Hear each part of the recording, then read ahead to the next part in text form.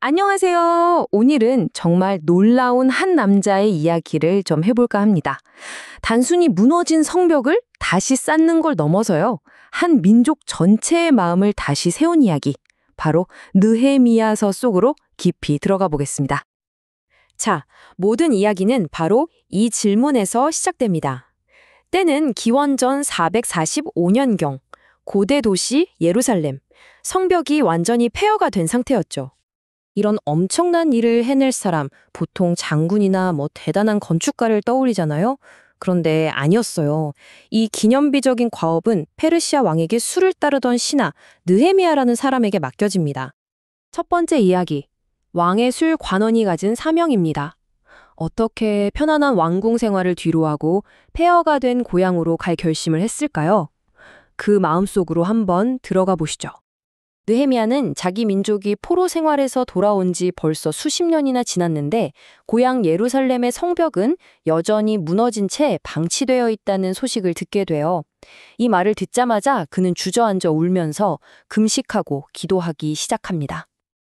그의 기도를 보면 참 단순하면서도 핵심을 찌릅니다. 먼저 페르시아 왕의 마음을 움직여 달라고, 그에게서 은혜를 입게 해달라고 기도하죠. 이게 뭘 의미하냐면요. 어떤 계획이나 행동을 세우기 전에 가장 먼저 하나님을 전적으로 의지했다는 걸 보여주는 대목입니다. 왕의 허락과 지원을 받고 드디어 느헤미야는 예루살렘으로 갑니다. 그런데 도착하자마자 정말 상상도 못한 격렬한 반대에 부딪히게 되죠. 예루살렘 주변 지역에 실세였던 산발랏과 도비아 같은 사람들이 있었어요. 이 사람들은 예루살렘이 재건되는 걸 자기들 세력에 대한 큰 위협으로 본 거예요. 그래서 어떻게든 이 공사를 막으려고 정말 온갖 수단을 다 동원합니다. 이들의 방해 공작은 정말 집요했어요. 첫 번째는 심리전, 즉 조롱이었죠. 너희가 쌓는 그 성벽 여우 한 마리만 올라가도 무너질걸? 하면서 비웃었고요. 두 번째는 물리적인 위협. 일하는 사람들을 공격해서 공포 분위기를 만들려고 했죠. 마지막으로는 느헤미야 개인을 노린 음모까지 꾸몄습니다. 도시 밖으로 끌어내서 해치려고 한 거죠. 자, 여기서 느헤미야의 대응이 정말 기가 막힙니다. 포기했을까요? 아니요. 그는 백성들에게 이렇게 말합니다.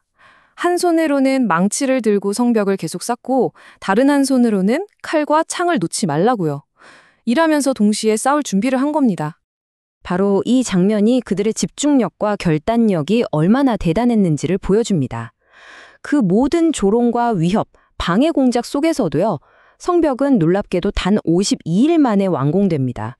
정말 믿기지 않는 속도죠. 그런데 느헤미야는 진짜 중요한 게 뭔지 알고 있었어요. 눈에 보이는 성벽을 다시 쌓는 것만으로는 부족하다는 걸요. 진짜 재건해야 할 것은 바로 백성들의 마음이었습니다. 성벽 공사가 끝나고 도시가 안전해지자 프로젝트의 중심이 완전히 바뀝니다.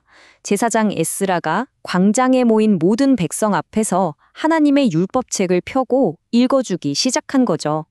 외부적인 건축에서 내적인, 영적인 재건으로 넘어가는 순간입니다. 하나님의 말씀을 듣는 순간 백성들 사이에서 엄청난 영적 부흥이 일어납니다. 사람들은 말씀을 들으면서 눈물을 쏟아내고 자신들의 잘못을 고백하기 시작했어요. 함께 금식하고 기도하면서 하나님을 따르겠다고 다시 한번 약속하죠. 무너졌던 공동체의 정체성이 회복되는 순간이었습니다. 자, 그렇다면 우리는 이 놀라운 리더 느헤미야에게서 뭘 배울 수 있을까요? 느헤미야서는 마치 시대를 초월하는 리더십 교본, 일종의 플레이북을 우리에게 보여주는 것 같아요. 그의 리더십 핵심 원칙은 한 5가지로 요약할 수 있어요. 첫째, 모든 일의 시작은 기도였다는 거. 둘째, 믿음과 행동의 균형. 하나님을 믿는다고 손 놓고 있지 않고 동시에 파수꾼을 세웠죠. 셋째, 모두가 함께하는 공동체 협력. 넷째, 어떤 방해에도 꺾이지 않는 회복 탄력성. 그리고 마지막으로 모든 회복의 중심에는 말씀이 있었다는 겁니다. 특히 이 믿음과 행동의 조화가 정말 중요합니다. 하늘의 하나님이 우리를 성공하게 하실 것이다 라고 기도하면서 동시에 자, 이제 우리가 일어나서 건축하자 라고 행동으로 옮겼죠. 모든 게 하나님께 달린 것처럼 기도하고 모든 게 나에게 달린 것처럼 일하는 것. 이게 바로 느헤미야의 방식이었습니다. 근데 이 이야기는요, 그냥 옛날에 이런 대단한 리더가 있었대 라고 끝나는 게 아닙니다. 사실 이건 훨씬 더 거대한 이야기의 아주 중요한 한 조각이에요. 생각해 보세요. 하나님이 아브라함에게 백성과 땅을 약속하셨죠? 그런데 백성들이 불순종해서 그 땅을 잃고 포로로 끌려갔습니다. 그리고 느헤미야를 통해 다시 그 땅으로 돌아와 도시를 재건하죠. 왜 그랬을까요? 바로 이 준비된 도시, 예루살렘에 수백 년 뒤 예수님이 오실 무대를 마련하기 위해서였습니다.